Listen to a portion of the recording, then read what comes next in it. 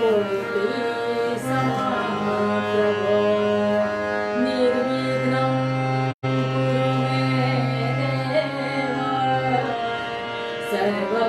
सर्वकार्येषु सर्वदा गुरुर्ब्रह्मा गुरुर्विष्णु गुरुर्देवो महेश्वरा गुरु साक्षात् परब्रह्म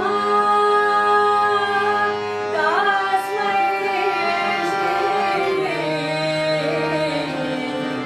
गुरवे नमः जयाचा जनी जन्मनामार्थ झाला जयाने सदा वासना मात केला जयाच्या मुखी सर्वदा नाम कीर्ती नमस्कार त्या ब्रह्मचरितमूर्ती मनोजवं मारुततुल्यवेगं जितेन्द्रियं बुद्धिमतां वरिष्ठं वातात्मजं वानरयूथमुक्तं श्रीरामदूतं शरणं प्रपद्ये नीलाञ्जनं समाभासं रविपुत्रयमाद्रियं छायामार्कण्डसम्भूतं तं नमामि शनेश्वरा मृत्युञ्जयाय रुद्राय नीलकण्ठाय शाम्भवे अमृते पाय सर्वाय महादेवाय ते नमः पंढरीनाथ महाराज की जय मंगलमूर्ती मोरया जय जय रघुवीर समर्थ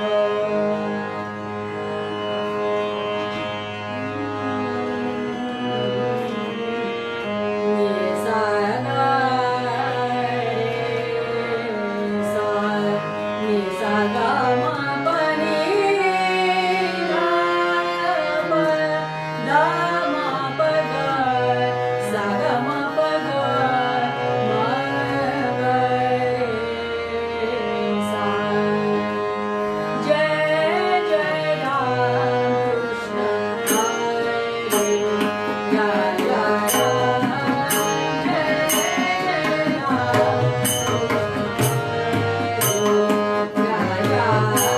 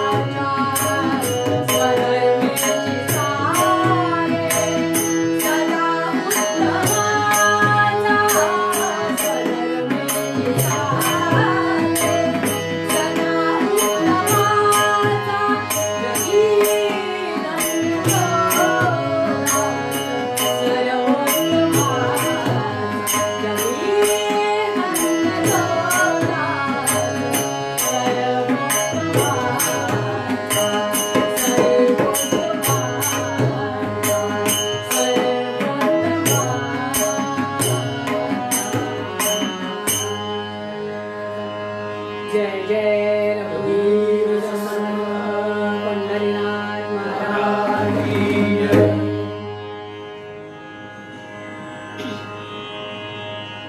ओम नमो प्रणवार्थाय शुद्ध ज्ञानेन मूर्तये निर्मलाय प्रशांताय दक्षिणामूर्तये नमः.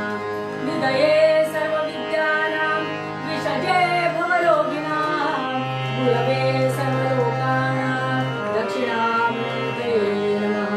अवधूत चिंतन श्री गुरुदेव दत्त सद्गुरुनाथ महाराज की जय.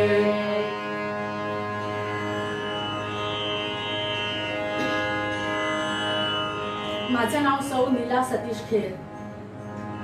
मी बडोद्याचीच आणि आमच्या बडोद्याचे हरिभक्ती परायण श्री संकेतबुवा घोळे आणि तसेच पुण्याचे आमचे हरिभक्त परायण विश्वासबुवा कुलकर्णी यांचं मला थोडं बहुत मार्गदर्शन लाभलेलं आहे.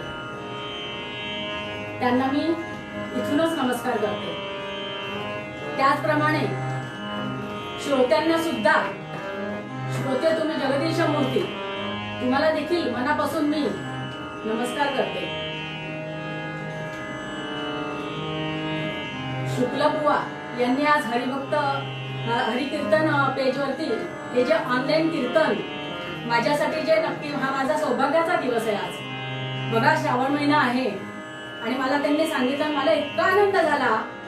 पण सांगू का, थोडंसं टेन्शन पण आहे, कारण मी पहिल्यांदाच ऑनलाईन कीर्तन करत आहे आणि आज मी हा जो विषय सगळा मांडलाय ना, तो देखील पहिल्यांदाच मी आज सांगण्याचा प्रयत्न करणार आहे.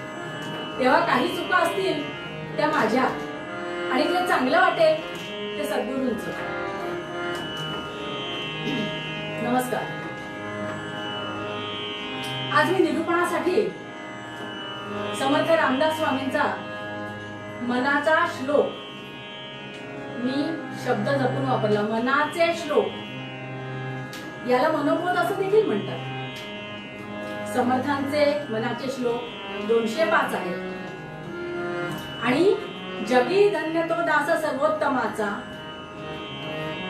हे जे लक्षण आहे त्याच्यावरनं आपल्या लक्षात येईल की असे समर्थांचे 10 श्लोक आहेत आणि प्रत्येक ओळीमध्ये 3 लक्षणं आहेत, म्हणजे 10 30. एकूण आपल्याला 30 लक्षणं समर्थांनी सांगितलेली आहे. पण आज आपण इथे एकाच श्लोकाचा विचार करूया. आता नारदीय कीर्तनाचा नियम आहे की ज्या संतांचा आपण अभंग घेतो, ज्या संतांचा आपण श्लोक घेतो, त्यांच्यासाठी 2 शब्द तरी काहीतरी सांगायलाच पाहिजे. आपल्याला सगळ्यांनाच माहिती आहे समर्थांविषयी काय बोलू. भक्ती, ज्ञान, कवित्व आणि वैराग्य या 4 गुणांना असं वाटलं की आपण एका देहात प्रवेश द्यावा.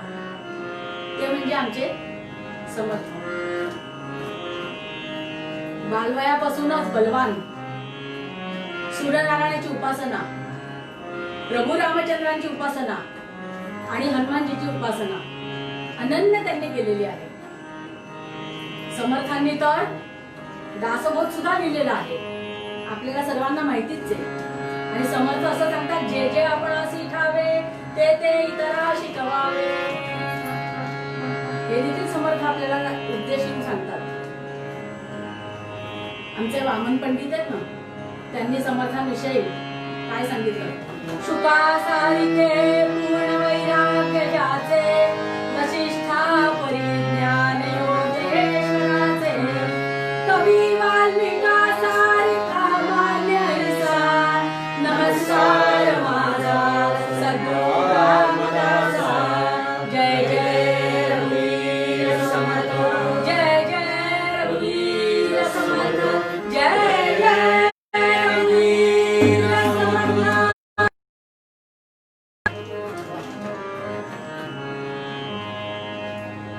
समर्थांचे मनाचे श्लोक आपल्यालाही करता येतात, पण ते अगदी अक्षरशः घरच्यांना सुद्धा ऐकण्यासारखे नसतात. सदा सदा सदा सदा सर्वदा रोग याला जडावा, याचे कारणी डॉक्टर घरासी यावा.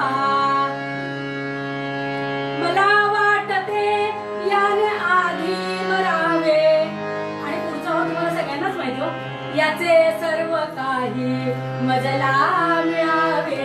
सद्गुरुनाथ महाराज की जय. पण लक्षात घ्या श्रोते हो, समर्थांचे मनाचे श्लोक फार फार महत्वाचे आहेत. एक एक श्लोकाचा जर का आपण अभ्यास केला तर आपल्या लक्षात येईल.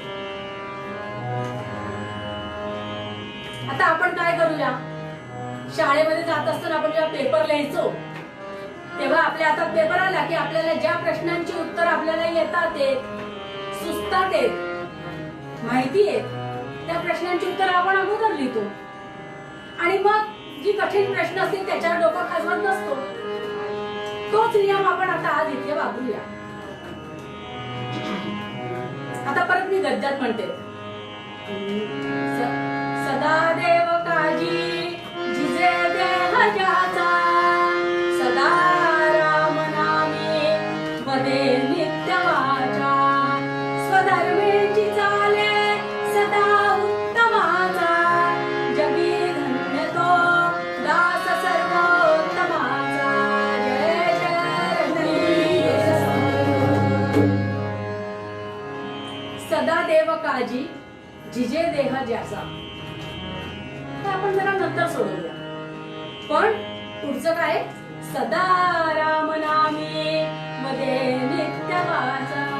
हे सोपं आहे, सोपं आहे ना, हे आपण आधी सोडवूया. सदा रामनामी. आता रामनामी म्हटलंय समर्थांनी, तर रामाचंच नाव घ्यायचं अशी काही सक्ती आहे का हो? समर्थ रामोपासक होते, त्याच्यामुळे त्यांनी राम लिहिलंय. पण समर्थ लगेच दुसऱ्या श्लोकामध्ये सुद्धा लिहितात ते, मना सज्जना भक्ती पंथेची जावे, तरी श्री हरी पाविजे तो स्वभावे. आता बघा श्रीहरी, श्रीहरी कोणाचं रूप आहे? विष्णूंचं. समर्थ राम किंवा अन्य देवता याच्यामध्ये कधीच भेदभाव करत नव्हते. आता बघा श्रावण महिना आहे, आपण असं श्रावण महिन्यात बरेच जण नित्य नियम काहीतरी करत असतात की रोज मी 5 माळा करीन, रोज मी 10 माळा करीन.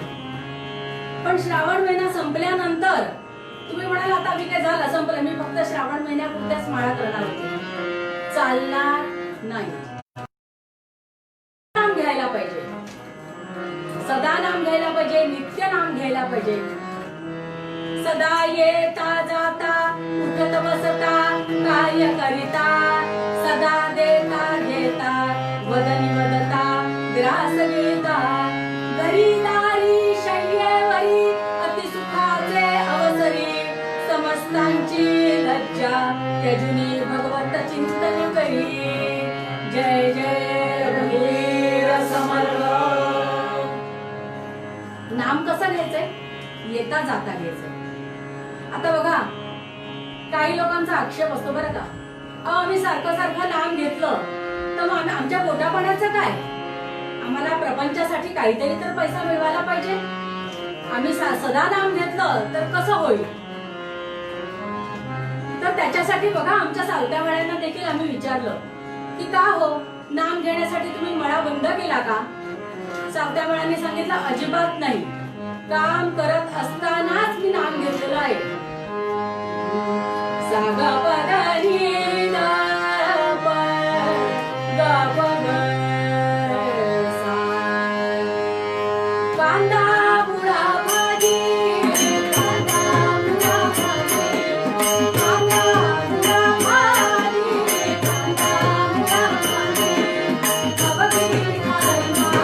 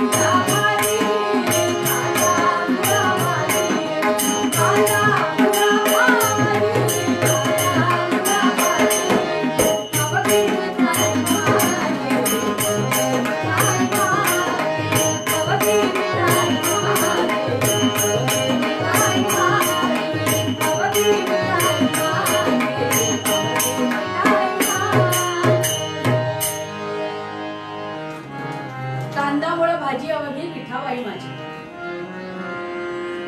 आता आमच्या नरहरी सोहरांना विचारलं का हो तुम्ही ज्वेलरीचा शॉप बंद केला का नाम घेण्यासाठी.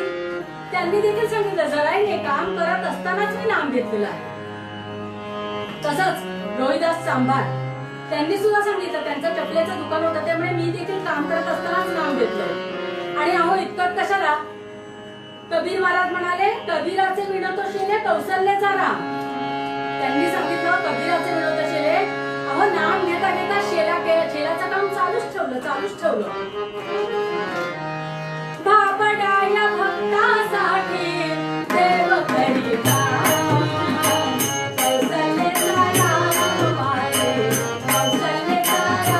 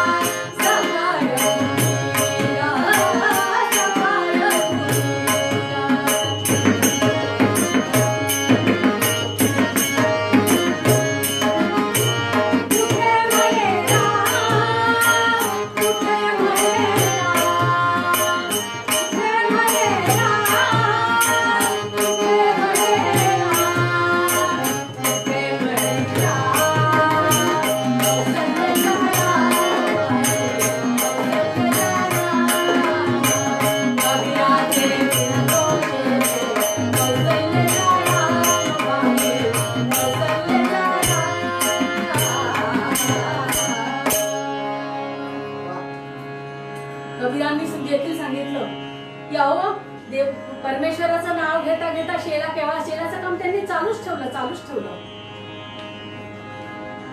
बघा मंडळी असं आहे सकाळी उठल्या उठल्या आपण भगवंताचं नाम घ्यायला पाहिजे. प्रभाते मनी राम चिंतित जावा तुवे वैखरी रामादीव धावा सदाचार हा घोर सांडून येतो जनितो चितो मानवी धन्य होतो. जय जय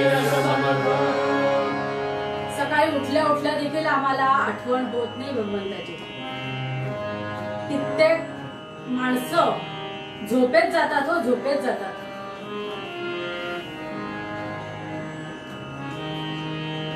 म्हणून प्रत्येक दिवस हा माणसासाठी बोनस आहे, बोनस आहे. बरं सकाळी आठवण नाही झाली तर निदान दुपारी जेवायला बसताना सुद्धा बदनी कवळ घेता नाम घ्या श्रीहरीचे, सहज हवन होते नाम घेता वाचे, जीवन करी निर्वा अन्न हे पूर्ण ब्रह्म, दुर्वर्ण नोहे पण जेवायला बसताना सुद्धा आम्हाला आठवण होत नाही, हो भगवंताची.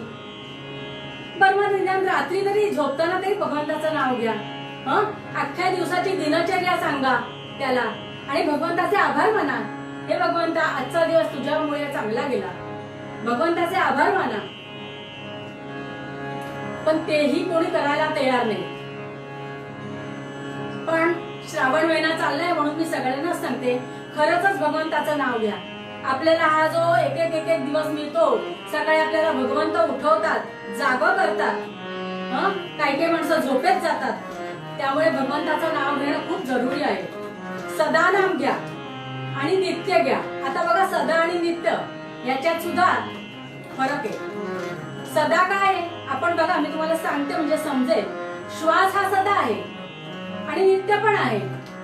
आपण जिवंत आहोत याबद्दल कोणाला शंका आहे का? नाही. पण जेवण हे नित्य आहे. जेवण हे नित्य आहे पण ते सदा आहे का? नाही. सदा म्हटलं तर काय, जेवण झाल्यानंतर परत जेवायचं, जेवण झाल्यानंतर परत जेवायचं, खाऊन मरीन. पण समर्थांनी सांगितलंय श्वास हा सदा आहे आणि जेवण हे नित्य आहे, असं आपल्याला समर्थांनी सांगितलं. आता आपण तिसरं, स्वधर्मेची चाले सदा उत्तमाचा. बघा प्रापंचिक असो, सामाजिक असो, राष्ट्रीय असो, कोणतंही काम असो ते अतिशय कर्तव्यपणे आपण पार पाडायचं. आणि महत्वाचं म्हणजे दुसऱ्याच्या भाग्याचा हेवा न करता ते कार्य उत्तम प्रकारे पार करायचं, असं आपल्याला समर्थांनी उद्देश केलेला आहे. आता आपलं पहिलं एकच लक्षण राहिलेलं आहे, सदा देव काजी जिजे देह ज्याचा. आता तुम्ही म्हणाल की देवासाठी देह झिजवायचा आहे, पण उत्तर चूक. मी सांगते, काज म्हणजे काय? शिंप्याकडचं नव्हे, शिंप्याकडचं काज नाही. आपण बा पूर्वीपासून एक शब्द आहे काम काज, तो काज. मी तुम्हाला उदाहरण सांगते म्हणजे आपल्या लक्षात येईल. घरामध्ये आई पुरणाच्या पोळ्या करत होती आणि पुरणाच्या पोळ्या करता करता तिच्या पाठीमध्ये उसण भरली. मेरी कमर में दर्द. बघा ती ऍडव्हर्टाइज येते की नाही टीव्ही वरती, ती डोळ्यासमोर आणा. मग आतून मुलगी येते आणि मुलगी काय सांगते, आई तुझी पाठ फार दुखते का ग? मी तुला मलम लावून देते, आयोडेक्स लावून देते. आता तर फार छान मलम आहे, मू आला असा सुंदर मलम निघाला. पण दुसरी मुलगी जी असते ती येते आणि आईला म्हणते, आई तुझी पाठ दुखते का ग खूप? ठीक आहे, पुढच्या सगळ्या पोळ्या मी करून टाकते. आता बघा, बाम लावायला अक्कल लागते का? नाही. पोळ्या करायला अक्कल लागते कारण त्या याव्या लागतात. मग आता तुम्ही म्हणाल की बाम लावणारी मुलगी आईला नाही का आवडत? आवडते. बाम लावणारी मुलगी पण आईला आवडते. पण काज करणारी म्हणजे पुढच्या पोळ्या मी करते असं म्हणणारी मुलगी आईला जास्त आवडते. म्हणून भगवंताचं तसंच आहे, तुम्ही सेवा करतात म्हणतात बरोबर, पण तुम्ही काज करा. जिथे जिथे देवाचं कार्य चाललं आहे तिथे तिथे झोपून काम करा. मला वाणीचं काम चांगलं आहे, मी सगळीकडे निमंत्रण देईन, माझ्याकडे पैसा भरपूर आहे, ठीक आहे मी मंदिराला दान करीन. सगळीकडे उत्तम प्रकारे काम करायचं, असंच आपल्याला समर्थांनी मूळ पद्धत सांगितलंय.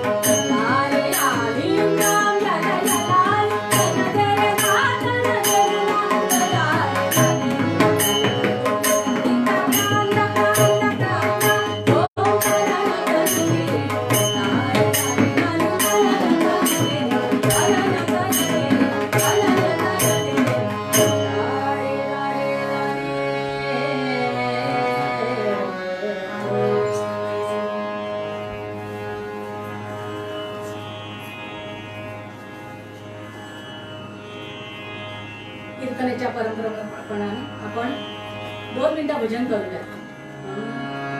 श्रीराम जय राम जय जय राम, श्रीराम जय राम जय जय राम, श्रीराम जय राम जय जय राम, श्रीराम जय राम जय जय राम, श्रीराम जय राम जय जय राम, श्रीराम जय राम जय जय राम, श्रीराम जय राम जय जय राम, श्रीराम जय राम जय जय राम,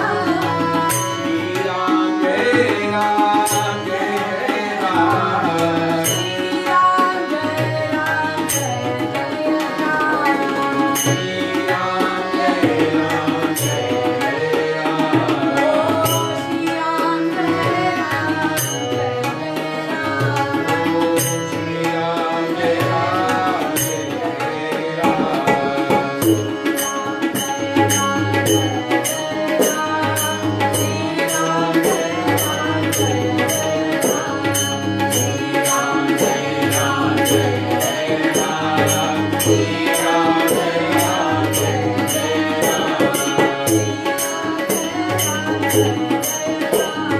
श्रीराम जय राम जय जय राम. पंढरीनाथ महाराज की जय, राजाधिराज प्रभु रामचंद्र भगवान की जय. जय जय रघुवीर समर्थ मंगलमूर्ती मोरया. सुंदर असं आख्यान मध्ये.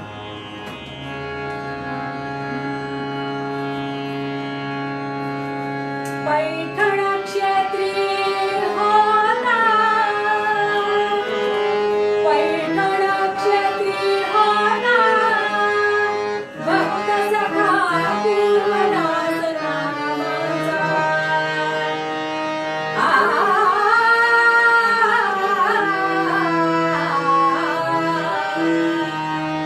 पैठण क्षेत्री होता, भक्त सखा पूर्वदास नामाचा.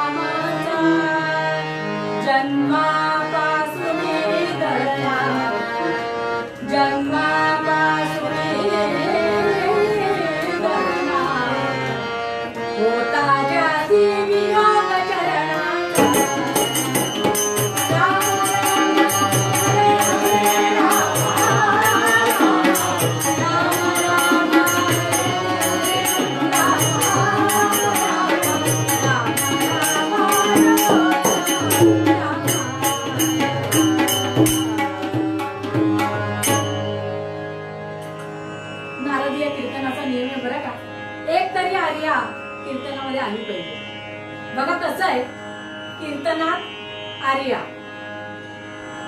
प्रपंचात भार्या, उपासाला वर्या.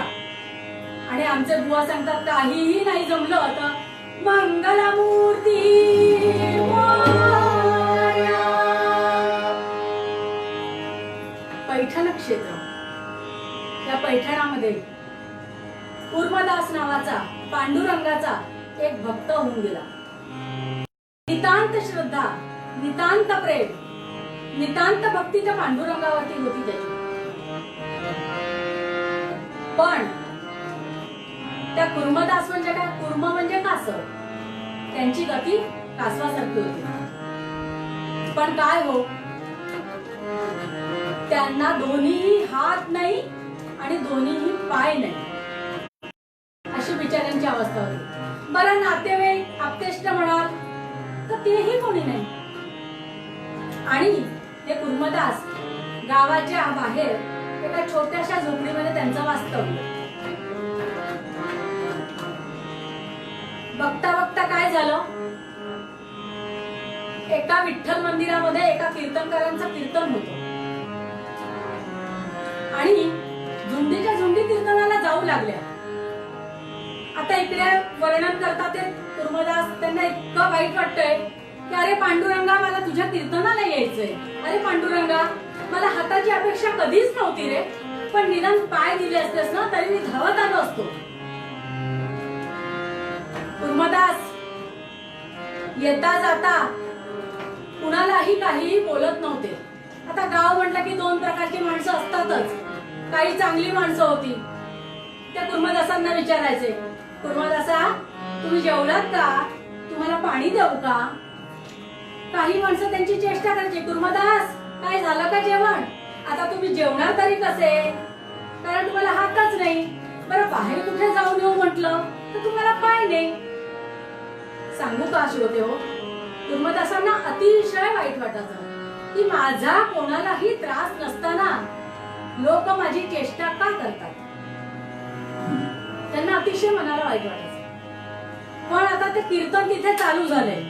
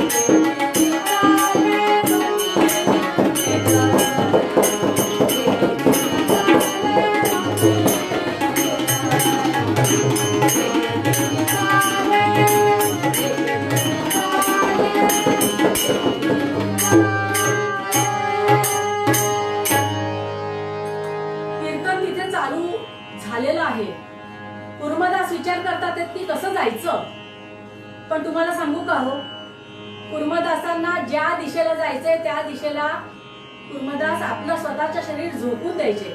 बघा श्रोते हो, आपण पण एकदा परीक्षा करा, आपण एकदा घरात प्रयोग करा. सतरंजी अंथरा, गादी अंथरा, 2 हात आणि 2 पाय बांधून टाका आणि सगळं बळ एकवटून एकदा पाठीवर, एकदा पोटावर, परत पाठीवर, परत पोटावर, याच मार्गाने कीर्तनाच्या दिशेने ते निघालेले आहेत. अहो, तिथे जसं भजन कीर्तनाचा आवाज येऊ लागला ना, तशी कुर्मदासांची गालमेल सुरू झाली. मी तिथे केव्हा पोहोचतोय. आणि बऱ्याच वेळानं कुर्मदास तिथे मंदिराच्या पायथ्याशी जाऊन पोहोचले. तेव्हा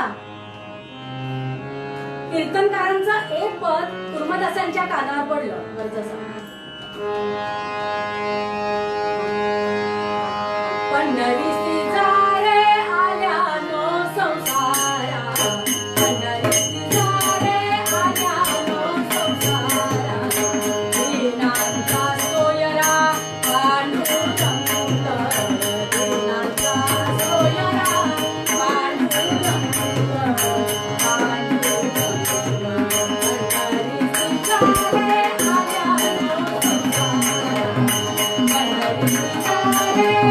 पंढरीसी जा रे.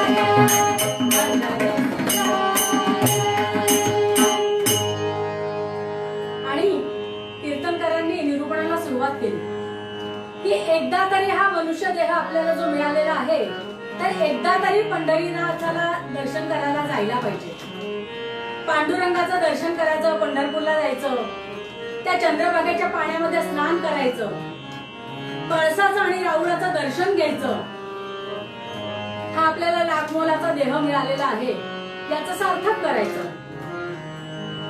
हे वाक्य फक्त आमच्या कुर्मदासांच्या कानावर पडलं आणि तेच आमच्या कुर्मदासांनी धरून ठेवलं की पंढरीला जायचं आणि पांडुरंगाला भेटायचं. थोड्याच वेळात कीर्तन संपलं, सगळे श्रोते बाहेर जाऊ लागले. मंदिराच्या बाहेर पडल्यानंतर कीर्तनकार देखील हळूच पायऱ्या उतरून बाहेर आले. कुर्मदास तिथे एका बाजूला पहुडलेले होते. कुर्मदासांनी सांगितलं, महाराज जरा इकडे येता का हो? महाराज म्हणाले, हो आलो. अहो, आता तुम्ही कीर्तनामध्ये सांगितलं की एकदा तरी पंढरीला जायला पाहिजे, पंढरपूरला जायला पाहिजे आणि चंद्रभागेचं स्नान करायला पाहिजे, त्या राऊळाचं कळसाचं दर्शन घ्यायला पाहिजे. पण माझ्याकडे बघा, मला बघा, दोन्ही हात नाही, दोन्ही पाय नाही, काय करू मी? तेव्हा त्या कीर्तनकारांनी सांगितलं, अहो, हे मी तुम्हाला नाही सांगितलं, जे धडधाकट आहेत ना त्यांच्यासाठी मी सांगितलंय. ते कुठे पंढरीला जातात हे मी त्यांच्यासाठी सांगितलेलं आहे उद्देशून. कुर्मदास म्हणतात, मला माहिती आहे, मला माहिती आहे, माझी आपण समजूत घालताय ना, पण नाही, आता हा देह पंढरीला जाणार. पण ते महाराजांनी सांगितलं, तुम्ही एकच करा, हो, काया ही पंढरी, आत्मा हा विठ्ठल. तुम्ही फक्त मुखाला नाम घेत राहा. देह ही आपली पंढरी नगरी आणि त्याच्यामधला तो आत्माराम आहे, बस त्याचं नामस्मरण करा. पण महाराजांचा नाईलाज झाला हो. महाराज निघून गेले आणि कुर्मदासांनी मनाशी ठरवलं की नाही, आता हा देह परत झोपडीत जाणारच नाही, आता हा सरळ पंढरपूरलाच जाणार. कुर्मदासांनी काय केलं, एकदा पाठीवर, एकदा पोटावर, एकदा पाठीवर, एकदा पोटावर, याचप्रमाणे कुर्मदास निघालेले आहेत. आता बघा, रस्त्यात लोक भेटतात ते, अहो कुर्मदासा तुम्ही कुठं चाललात? मी पंढरपूरला चाललोय. हो का? अहो पंढरपूर कधी यायचं? तुम्ही कधी पोहोचणार? तुम्हाला हात नाही, पाय नाही. कुर्मदासांना अतिशय वाईट वाटायचं, पण कधीही ते कोणाला अपशब्द बोलले नाही. पण त्यांच्या डोळ्यात पाणी यायचं की माझा कोणालाही त्रास नसताना लोक माझी चेष्टा का करतात. पण काही लोक चांगली होती. अरे वा कुर्मदासा, तुम्ही निघालात का पंढरपूरला? आम्ही पण पंढरपूरला चाललोय, अशी प्रेमानं सांगायची. आता तिथे लाखो लोक पंढरीला येतात, पांडुरंगाचं दर्शन घेतात. पण त्या पांडुरंगाच्या पायाखालची वीट थरथरली. पांडुरंगाला माहिती, अहो पांडुरंग तो लाखो लोक दर्शन घेतात त्यांच्यासाठी नव्हता हो. त्याला माहिती की आपल्यासाठी जो खरंच तळमळतोय भक्त जो निघालेला आहे, ज्याला हात नाही पाय नाही, असं आपल्यासाठी आपल्या दर्शनासाठी भक्त निघालेला आहे, म्हणून काय केला पांडुरंगाने, एका व्यापाराचा वेश घेतला आणि पांडुरंग तिथून निघाले आणि ते कुर्मदास एका झाडाखाली पहुडलेले होते, तिथे आले आणि कुर्मदासा आपल्याला भूक लागली असेल ना, पाणी देऊ का आपल्याला, अशी विचारपूस केली. पण कुर्मदासांनी उलट प्रश्न विचारला, आपण कोण, आपलं नाव काय. ते म्हणाले, मी पंढरपूर आणि परत आता पंढरपूरलाच जाणार आहे. माझं नाव ना विठ्ठल शेठ आहे, विठ्ठल शेठ. कुर्मदास म्हणाले, अहो मी बघा किती भाग्यवान आहे, मी देखील पंढरपूरला चाललोय आणि त्यात तुम्ही मला भेटला, तुमचं देखील नाव विठ्ठल शेठ, किती भाग्यवान आहे हो मी. कुर्मदासा तुम्हाला भूक लागली असेल ना. मंडळी लक्षात घ्या, कुर्मदासांनी काय सांगितलं, अहो मुखामध्ये इतकं पांडुरंगाचं नाम आहे ना की तहान भूक मला काही आठवतच नाहीये. हे ऐकलं मात्र आणि भगवंताचं हृदय पिळवटून निघालं. अरे माझा भक्त, त्याला भूक पण लागली असेल, सगळं असेल, पण काहीही तू म्हणतो मला भूक लागली नाहीये, इतकं तो नामस्मरण माझं करतोय. काय करावं पांडुरंगाने, पटकन 3 दगड बांधले आणि पिठलं भात तयार केला आणि आपल्या हाताने कुर्मदासांना जेव घातले. काय त्या पांडुरंगाचं भाग्य आणि काय त्या कुर्मदासांचं पण भाग्य. कुर्मदासांना ते जेव घालतात, प्यायला पाणी दिलं. मी एकच सांगते बघा, दोन्ही हात नाही, दोन्ही पाय नाही, पण मुखाने नाम घेतात. भगवंत म्हणतात, कुर्मदासा चला आता माझ्या पाठीवरती बसा, मी तुम्हाला पंढरपूरला घेऊन जातो. नाही हो विठ्ठल शेठ, मी कुणालाही त्रास होईल असं मी काहीही करणार नाही. हा पण माझं एक काम कराल का तुम्ही. काय काम करू. आपण माझ्या आधी पंढरीला पोहोचणार यामध्ये काही शंकाच नाही. आपण पंढरपूरला माझ्या आधीच पोहोचणार आहात, पण माझ्या पांडुरंगाला एक निरोप द्याल का की तुझा भक्त यायला निघालाय पंढरपूरला, पण त्याला हात नाही पाय नाही. तर जर तो तिथपर्यंत पोहोचू नाही शकला तर तू येशील का भेटायला. बघा मंडळी, हा भक्ताचा अधिकार आहे. तुम्ही कधीतरी पौर्णिमा अमावस्येला नाम घेणार आणि भगवंताला उपदेश करणार. भगवंत इतका काही सोपा आहे का. भाजीपाला पण घ्यायला सुद्धा हल्ली कठीण झालंय सगळं. म्हणतात ना, मनी नाही भाव आणि देवा मला पाव. पण पांडुरंगांचा नाईलाज झाला आणि विठ्ठल शेठ निघून गेले पंढरपुरामध्ये. इकडे कुर्मदासांनी परत एक वाटून घेतलं बळ सगळं आणि परत त्यांनी भ्रमण करायला सुरुवात केली, कारण पंढरपूर गाठायचंय त्यांना. परत ते पंढरपूरला त्यांनी भ्रमण करायला सुरुवात केली. त्याच पद्धतीने सांगू का हो, त्यांचे कपडे, दगड धोंडे चिखल माती, ते सगळं त्यांना लागतंय. बरं ही चर्चा आपण करतो बरं का, त्याची कुर्मदासांना काहीही पडलेली नव्हती. हे सगळं आपण म्हणतो, आपण चर्चा करतोय. आता मात्र कुर्मदास निघालेले, पण पांडुरंगाला तिथे भेटायचंय हा निश्चयच त्यांच्या मनामध्ये आहे.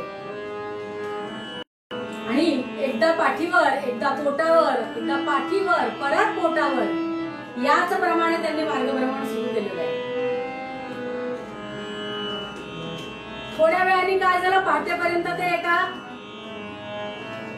वेशीपर्यंत पोहोचले. ते गाव होतं लहुड. लहुड गावाला ते पोहोचले आणि आता मात्र कुर्मदास इतके थकून गेलेले आहेत. त्यांना इतकं सगळीकडे कपडे फाटलेले आहेत, त्यांना दगड लोंढे लागलेले आहेत. आता रस्ते कसे, त्यावेळेचे रस्ते कसे होते. रस्त्यावर जर का बोलायचं झालं ना तर एक पूर्वरंग पूर्ण होईल. पण तशाच पद्धतीमध्ये कुर्मदासांनी मार्गभ्रमण केलं आणि लहुड गावापर्यंत आता ते पोहोचलेले. आणि मग कुर्मदास इतके थकलेले होते, इतके थकलेले होते, फक्त नाम घेत एका झाडाखाली पडून राहिले. आणि भगवंत तिकडे वाट बघत होते, ती मुख्य दिंडीची वाट बघत होते. ज्ञानोबा, चोखोबा, सावतोबा, मुक्तामाया सगळे जण तिथे पांडुरंगाच्या दर्शनाला आले. सगळ्यांनी आतमध्ये आले, पांडुरंगाचं दर्शन घेतलंय. आणि आता मात्र आमचे नामदेव आतमध्ये गेले. पांडुरंगाचं त्यांनी दर्शन घेतलेलं आहे. आणि पांडुरंगाकडे पाहिलं आणि विचारलं, काय झालंय देवा, आज आपला चेहरा का उतरलेला आहे? काय झालंय खरं सांगा. पांडुरंग आधी काही बोलायलाच तयार नाही. पण नामदेवांचा आग्रह होता, नाही सांगा, आज आपला चेहरा उतरलेला दिसतोय, काहीतरी झालंय. त्या पांडुरंगांनी सांगितलं, अरे माझा एक भक्त माझ्या भेटीसाठी इथे यायला निघालाय. त्याला हात नाही, त्याला पाय नाही, तो तुमच्या संत म्हणीतला एक म्हणीच आहे हो. काय करणार? मग नामदेवांनी सांगितलं की तुम्ही आता वाट कसली बघताय भगवंत, वाट कसली बघताय? आपण आता सगळे मिळून जाऊया ना, त्या भक्ताला भेटायला आपण नक्की जाऊया, कुर्मदासांना भेटायला जाऊया. आणि पांडुरंग सगळ्या अखिल संतांना घेऊन ते लहुळ गावाला आता निघालेले.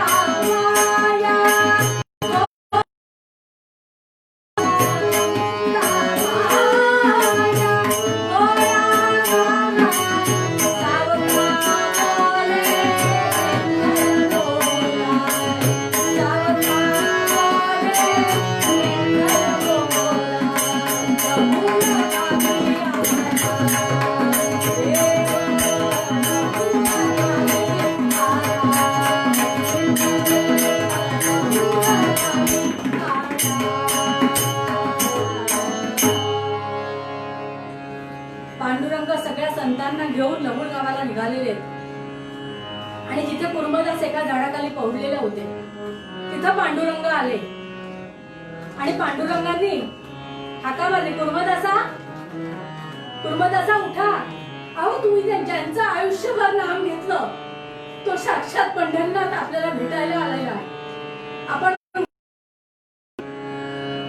कुर्मदासांनी डोळे हळूच उघडले आणि अहो अश्रूंचा बांध फुटलेला आहे. सांगू का, जिथं शब्द संपतात ना, तिथून पुढे अश्रू खूप बोलतात, खूप बोलतात. पांडुरंग सांगतात, कुर्मदासा तुम्हाला भूक लागली आहे का, तुम्हाला काय हवंय का?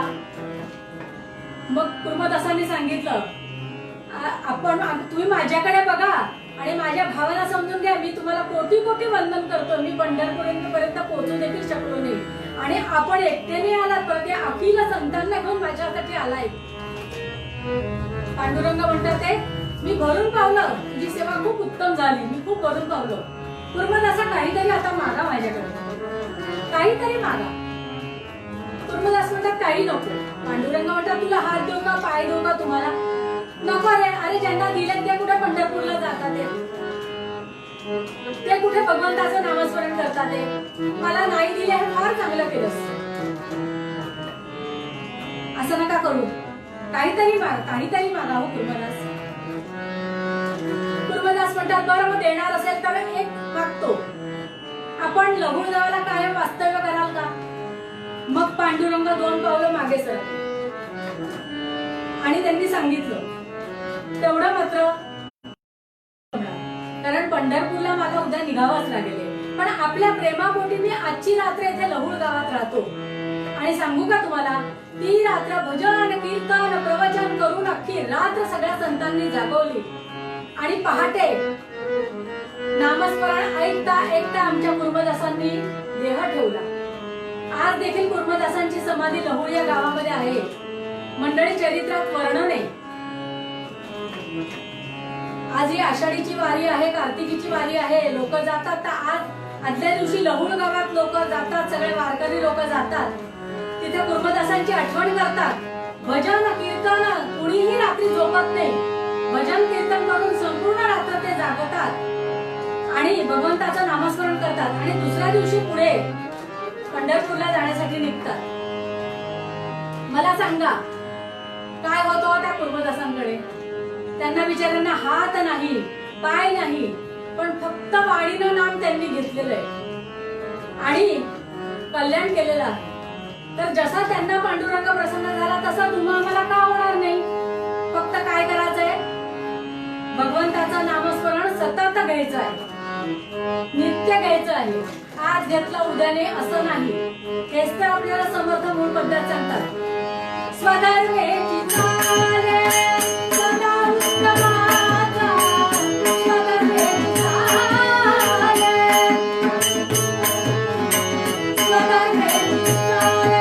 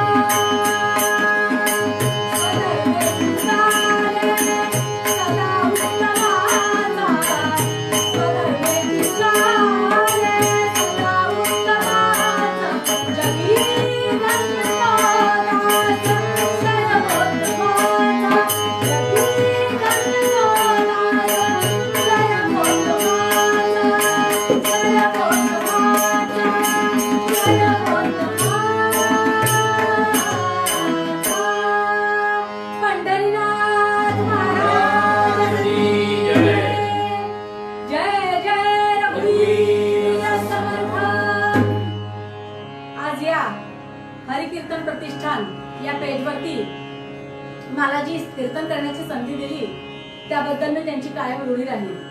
आणि शुक्ल बुवांना नमस्कार. भगवंत झालेली सेवा भगवंताच्या चरणी अर्पण करते. हे चिदान देगा देवा तुझा विसर